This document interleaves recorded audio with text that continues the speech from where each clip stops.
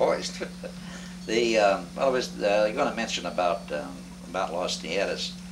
So of course, when City of Industry was first put in that yard there, it was only 3 tracks, and it wasn't intended to do a whole lot of switching on. It was just more for car storage.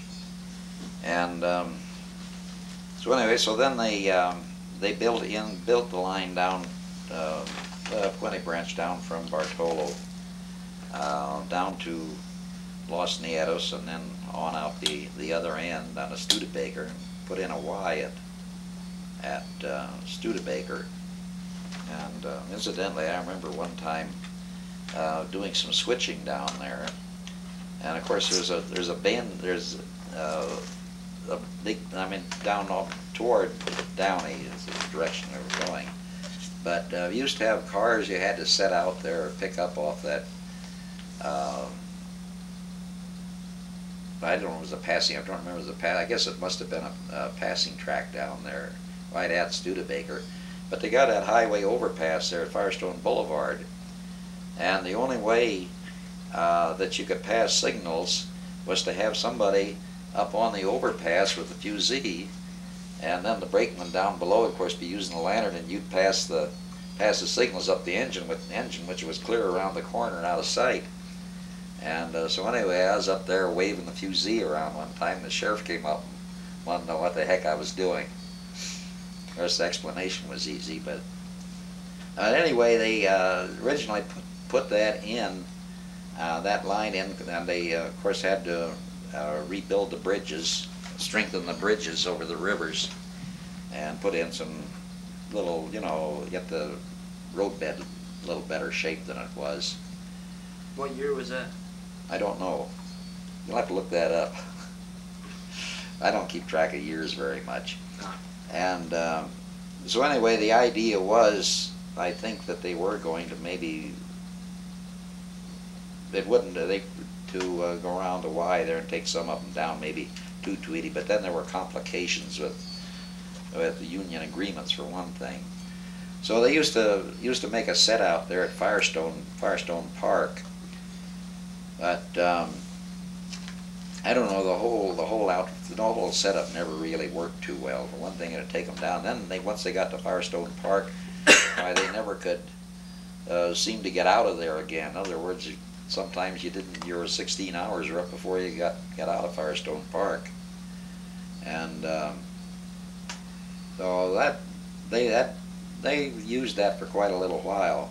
I'll tell you when it was. It was, well, when every engine was a four units. What were the GP7? I mean F7s when they first, ones they first got. Well, they were it must have been F7s because they weren't FDs, and they before F9. So I'm sure it was F7. 1948 anyway is when they got them. But anyway, they were 4 units. That was the standard setup. And so anyway, I know and of course there was all yard limits along there, and coming through Downey, and then there, why the switcher was working there at Downey one time, and they were getting ready to. They had couple of cars out on the main line, just where you went over the bridge, or on the downgrade of the bridge. Anyway, these engineers with their 4-unit diesels and their big long trains, they never knew when they got off the main line. They thought that was part of the main line too, so they came over the bridge, and what's down there but 2 or 3 boxcars in their way. So they big-holed it, and the engineer bailed off. And they didn't clobber anything. They came to a stop pretty close to it. But anyway, the engineer broke his arm or something, and what he should have done, of course, is not said anything about it, but he, I mean, anyway, he said what he had done. In other words, he had his arm broken. They had to take off for injury, and so of course they pulled him out of service for a while, I guess. Or anyway, the discipline was quite a little bit for coming that close to, not running according to Rule 93. What's Rule 93? That's the yard limit rule. That's much like the restricted speed rule. In other words, it's where you have to be able to stop for anything. And anyway, of course, what the guy should have done, he should have said we had to stop while they were switching, and I had to go take a leak, and I stumbled over a rock. But anyway, he kind of turned himself in. But anyway, that was one of this yard limit thing. Of course, I mean, on all the branch lines, with the exception of a few, at the Van Nuys branch, for instance, and the Covina branch, or whatever the SP called it later. It used to be the SP, then the PE had it for a while, and they went back. And before you'd go on there, why,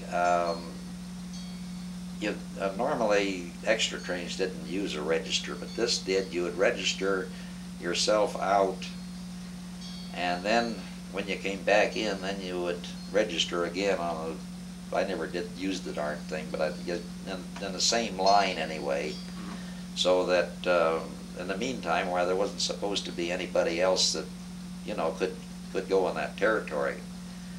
At the Van Nuys branch, why the Burbank Tower would take care of that. In other words, you didn't have to register.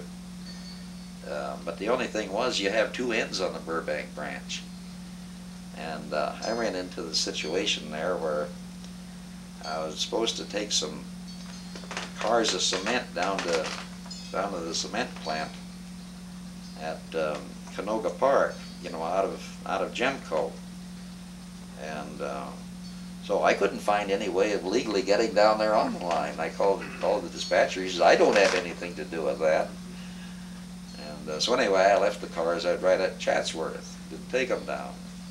Of course, I knew pretty much what was down. They weren't really hurting for him. But so anyway, the train master says, well, it says the train master is the one that handles that. So the train master says use it, well, I use it. But on the other end, why they have all this Burbank end, why they have all this registering thing, see? But at the Chatsworth end, well, there's nothing there. So anyway, I'll turn that off again while I go into the elk refuge. Sure. Once again, school.